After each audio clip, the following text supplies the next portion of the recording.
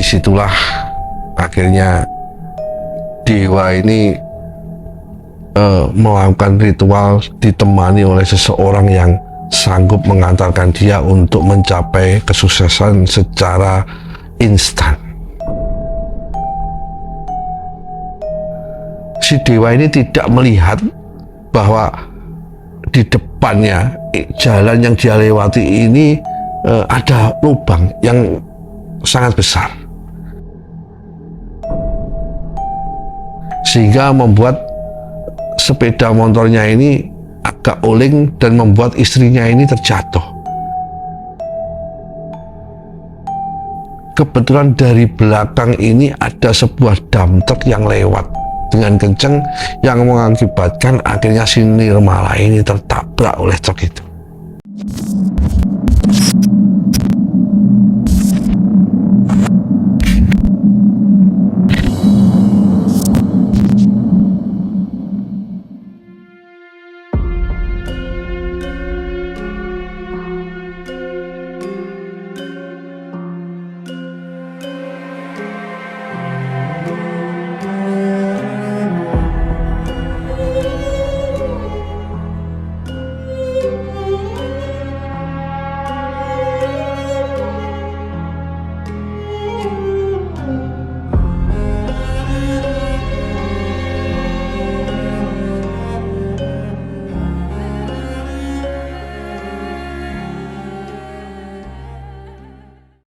Assalamualaikum warahmatullahi wabarakatuh. Bismillahirrahmanirrahim. Selamat malam sobat Ruang Malam. Ruang Malam episode ini adalah episode yang telah lama mungkin teman-teman menunggu, dan malam ini kami kembali lagi akan bercerita setelah sekian lama karena kesibukan dari kami, sehingga kami tidak sempat lagi untuk bercerita kepada sobat Ruang Malam. Dan mungkin bagi sobat Ruang Malam yang telah menunggu cerita dari kami dan kru malam ini mengucapkan minta maaf kepada teman-teman sobat Ruang Malam. Dan mulai hari ini Ruang Malam mulai aktif lagi menceritakan cerita-cerita kisah nyata misteri kepada sobat Ruang Malam semua. Sebelumnya saya ingin berterima kasih kepada semua sobat Ruang Malam yang masih juga sampai saat ini mendukung channel kami, dan mudah-mudahan amal kebaikan teman-teman dibalas pahala yang berlimpah oleh Allah SWT. Dan bagi teman-teman yang selama ini belum mendukung channel kami berharap untuk segera mendukung channel kami dengan cara like dan subscribe.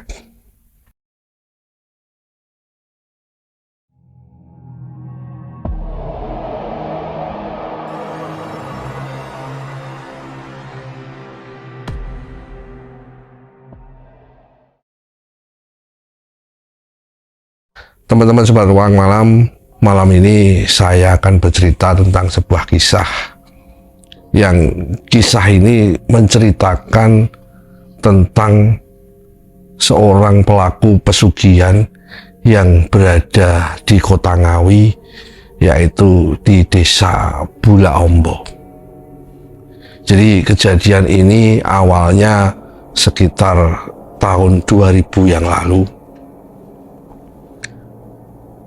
Ada sebuah keluarga yang pada waktu itu mereka baru saja menikah. Kita sebut saja namanya Dewa dan Nirmala. Dewa dan Nirmala ini adalah sebuah keluarga kecil yang baru menikah, dan pada waktu itu Dewa ini bekerja di sebuah perusahaan yang berada di Ngawi. Tetapi karena pada waktu itu perusahaan tempat Dewa ini terjadi masalah, sehingga akhirnya Dewa ini bekerja hanya sebentar. Kemudian akhirnya Dewa kena PHK, sehingga membuat hati Dewa ini terpukul karena dia kesulitan untuk menghidupi keluarganya. Walaupun pada waktu itu Dewa dan Nirmala ini belum mempunyai momongan. Akhirnya pada waktu itu setelah dia keluar dari pekerjaan, dewa ini mencoba merintis pekerjaan yang baru. Artinya dewa dan Nirmala ini mencoba untuk berwira swasta.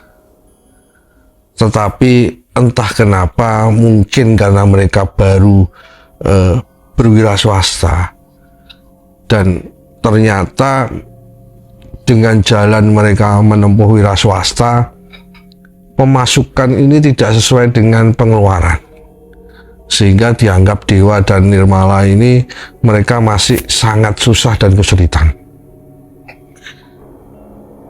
Dan masalah perekonomian mereka berdua ini membuat mereka ini terbebani, sehingga pada waktu itu akhirnya dewa ini menghilang beberapa bulan.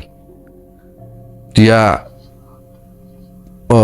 kepada istrinya, dewa ini berkata bahwa dia akan keluar kota. Pada waktu itu dewa izin bahwa dia akan ke Surabaya, keluar kota. Tetapi sebenarnya izin ke istrinya ini tidak begitu jelas, dan istrinya sebenarnya juga khawatir karena Nirmala ini tahu bahwa di kota Surabaya dewa ini tidak mempunyai teman, sehingga mau tidak mau dan mungkin juga ada rasa khawatir, tetapi sebagai seorang istri akhirnya dia mengikhlaskan dewa ini untuk bekerja di Surabaya. Di balik itu, si dewa sendiri ini sebenarnya dia tidak pergi ke Surabaya, tetapi dia ini ingin mencari jalan pintas bagaimana dia bisa bangkit dari keterpurukan. Pada waktu itu dewa ini kebetulan bertemu dengan seseorang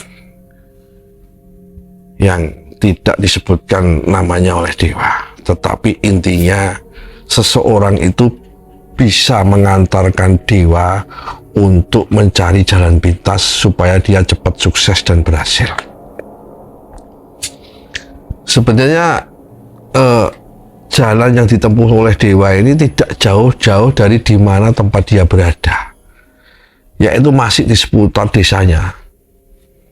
Tetapi tempat itu karena dikenal oleh masyarakat ini sangat wingit, tidak semua masyarakat berani datang ke tempat itu, yaitu di tempat yang dinamakan Bula Ombo, dan desanya juga desa Bula Ombo. Disitulah akhirnya dewa ini melakukan ritual ditemani oleh seseorang yang sanggup mengantarkan dia untuk mencapai kesuksesan secara instan. Berbulan-bulan dewa ini yang mengaku ke istrinya mencari kerja di Surabaya. Ternyata dia melakukan ritual untuk mendapatkan kekayaan secara instan, yaitu dengan melakoni ritual pesugihan kandang kubra. Sekitar 5 bulan lamanya dari dewa ini pamit ke istrinya. Di situ dewa tidak pernah memberi kabar apapun kepada istrinya. Dan pada waktu itu Nirmala ini sebenarnya cemas kemana suaminya ini pergi ke Surabaya, karena setelah dia pamit pergi, dewa ini tidak pernah menghubungi lagi istrinya. Dan pada waktu itu istrinya juga bingung kemana dia harus bertanya. Akhirnya dengan ketabahannya, akhirnya 5 bulan kemudian dewa ini pulang ke rumah. Dan di situ dewa mengatakan kepada istrinya bahwa dia sudah mendapatkan modal yang cukup untuk membangun usaha lagi. Karena dia sudah tidak ingin menjadi seorang pegawai yang toh akhirnya nanti di PHK, yang membuat dia kesulitan terus selama itu. Pada waktu itu, dengan kedatangan suaminya kembali pulang ke rumah, hati Nirmala ini sangat senang sekali. Dia merasa bahwa ternyata suaminya di Surabaya itu mendapatkan hasil seperti apa yang diharapkan. Singkat cerita, akhirnya Dewa ini membuka sebuah toko bangunan kecil-kecilan pada waktu itu. Pada saat awal Dewa ini membuka toko bangunan, Nirmala tidak merasa curiga dengan apa yang dilakukan oleh suaminya, karena Dewa memang pandai menyembunyikan apa yang dia lakukan kepada istrinya. Intinya yang penting istrinya bahagia. Selang berapa bulan membuka toko bangunan itu, mulailah banyak pengunjung yang mulai berdatangan ke toko bangunan si Dewa. Dan di situ dengan cerdiknya Dewa ini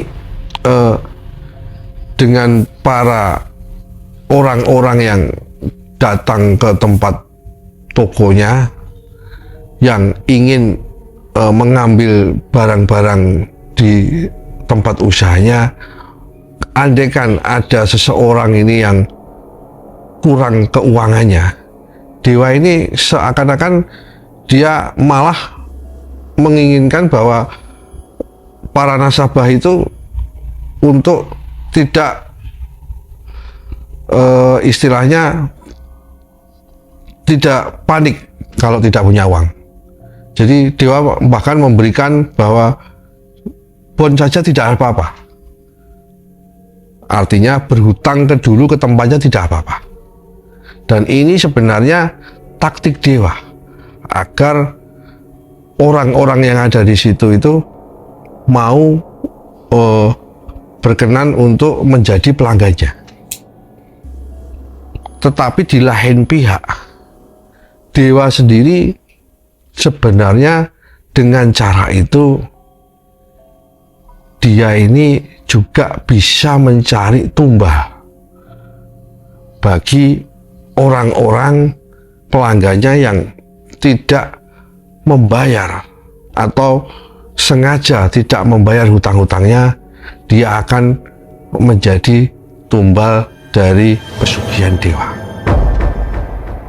Sampai akhirnya dari tahun ke tahun usaha Dewa ini semakin berkembang, semakin berkembang dan semakin besar.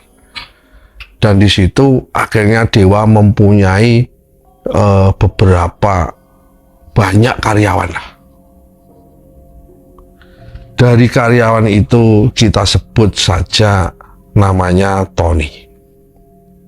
Tony ini adalah karyawan yang dipercaya oleh Dewa. Dan pada waktu itu usaha toko bangunan Dewa ini tidak hanya satu, tetapi berkembang menjadi beberapa 3 toko bangunan. Dan Tony ini yang dipercaya. Tony ini dipercaya sebagai sopir yang mengantarkan barang-barang bangunan Dewa untuk diantarkan ke pelanggan-pelanggan. Dan seringkali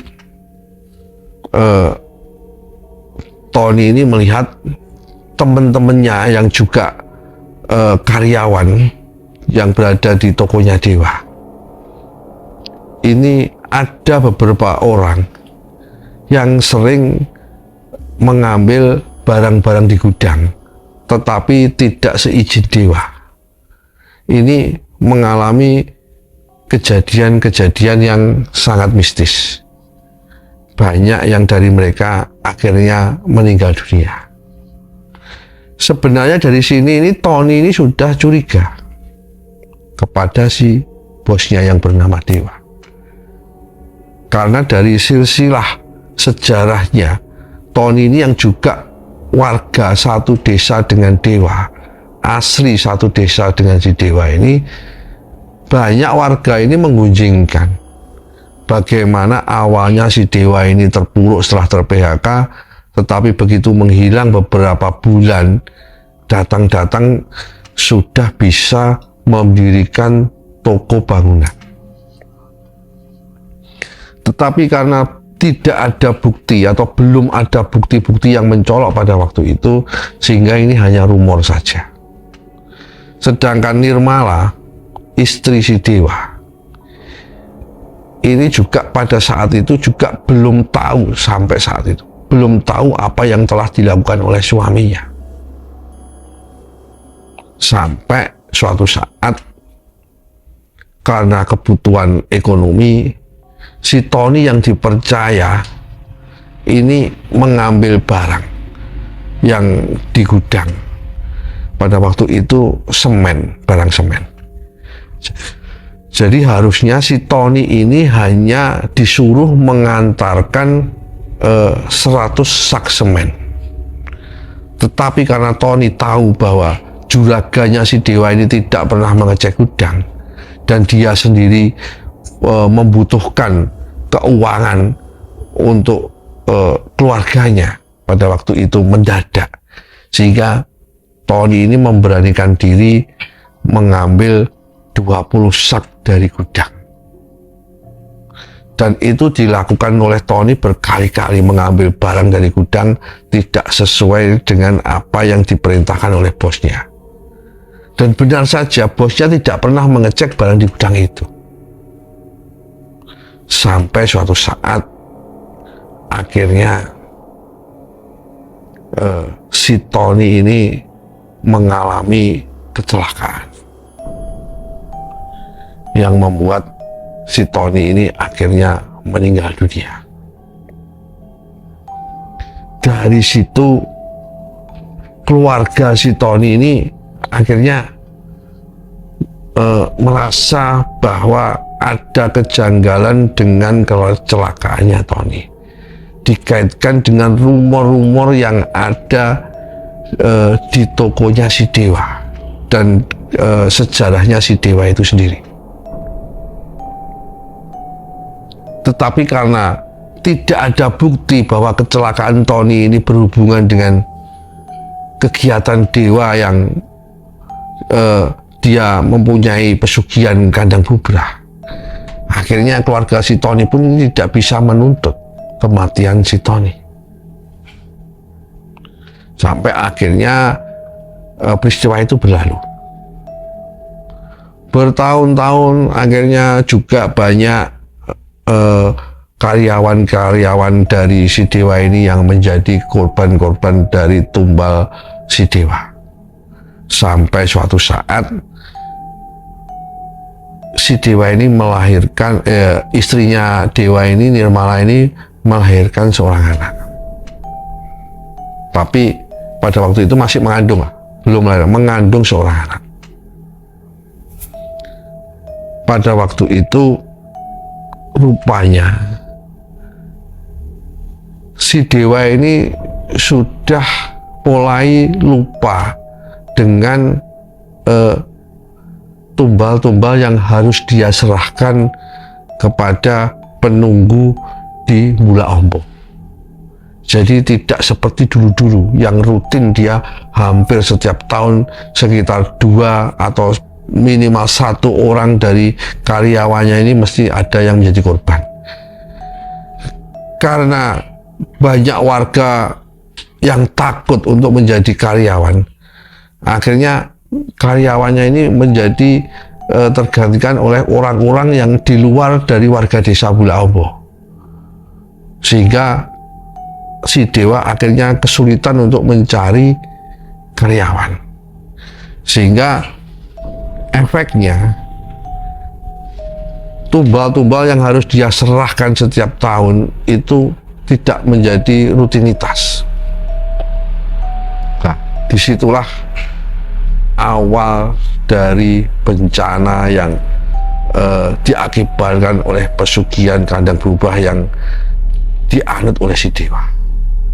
Pada waktu itu istri si dewa ini kebetulan sore hari sekitar jam 3 sore ini dengan si dewa keluar untuk mencari makan bakso dengan mengendarai sepeda motor. Tetapi entah kenapa pada waktu itu ketika dibonceng si dewa ini, istrinya yang hamil sekitar hampir 9 bulan, hampir melahirkan ini, ketika dibonceng oleh si dewa ini tidak melihat bahwa di depannya jalan yang dia lewati ini ada lubang yang sangat besar, sehingga membuat sepeda motornya ini agak oleng dan membuat istrinya ini terjatuh. Setelah si Nirmala terjatuh, kebetulan dari belakang ini ada sebuah dump truck yang lewat dengan kencang yang mengakibatkan akhirnya si Nirmala ini tertabrak oleh truk itu. Dan karena peristiwa itu si Nirmala dan calon bayinya yang masih dia kandung akhirnya meninggal dunia di tempat.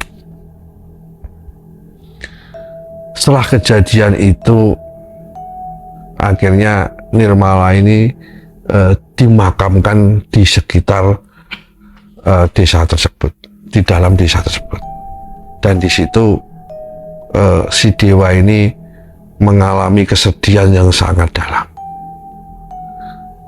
Tetapi ada peristiwa yang sangat memilukan setelah kejadian itu. Jadi banyak warga desa, kita sebut saja namanya Abah Wanto. Pada suatu saat Abah Wanto ini pulang dari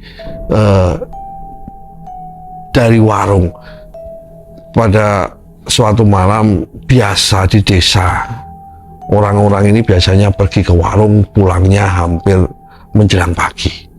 Pada waktu itu entah kenapa sekitar jam 1 Abah Wanto ini sudah merasa ngantuk, sehingga dia langsung pamit kepada teman-temannya yang ada di warung bahwa dia akan pulang pergi karena dia ingin tidur di rumah karena besoknya dia akan bertani bekerja. Ketika Abah Wanto ini dengan naik sepeda motor pulang melewati jalan-jalan di desa Mula Ombo, dan pada waktu di tempat di mana kejadian Nirmala ini tertabrak truk dan meninggal bersama bayinya, di situ Abah Wanto ini melihat sosok Nirmala ini berada di tempat itu dengan menangis, meminta tolong bersama Nirmala ini tidak sendiri ternyata. Dia sambil menggendong seorang bayi yang pada waktu itu juga menangis. Pada saat melihat hal itu, Abah Wanto ini sangat ketakutan. Dan akhirnya dia mempercepat laju kendaraannya. Keesokan harinya Abah Wanto ini menceritakan apa yang dialaminya ini kepada seluruh warga yang dia temui. Dan di situ ada yang percaya, ada yang tidak. Tetapi ternyata tidak Abah Wanto saja yang mengalami hal itu. Banyak warga desa yang ketika malam hari pulang melewati tempat kejadian itu ternyata mengalami hal yang sama. Bahkan arwah Nirmala ini juga mendatangi rumah-rumah tetangga-tetangganya dan meminta tolong bahwa dia dan anaknya ini ternyata tidak hanya kecelakaan tapi dijadikan tumbal oleh suaminya sendiri. Walaupun sebenarnya si Dewa ini tidak menumbalkan istrinya, karena hanya dia telat untuk setiap tahun menumbalkan orang-orang untuk pesugihan kandang berubah di Mulawa, akhirnya anak istrinya menjadi korban dari pesugihan itu. Karena semakin banyak kejadian seperti itu, akhirnya tokoh sesepuh desa ini mendatangi si Dewa.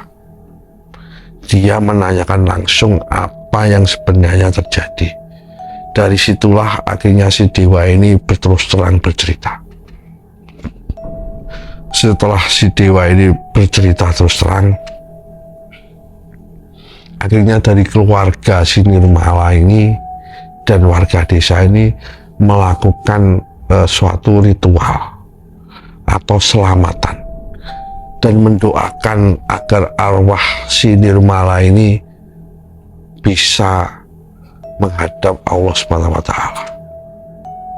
Akhirnya setelah melakukan ritual dan sebagainya dan mendoakan arwahnya, alhamdulillah sampai saat ini Nirmala dan anaknya yang masih bayi, yang masih dalam kandungan pada waktu kecelakaan itu, sudah tidak meneror warga desa lagi.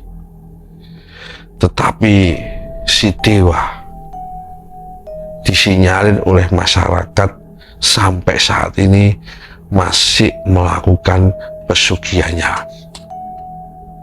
Dari sini banyak hikmah yang bisa kita ambil, terutama bahwa sesuatu yang melanggar aturan, terutama aturan agama, akhirnya tetap tidak bisa menyelesaikan masalah dan akan menambah manusia itu menjadi merugikan dirinya sendiri, bahkan keluarganya.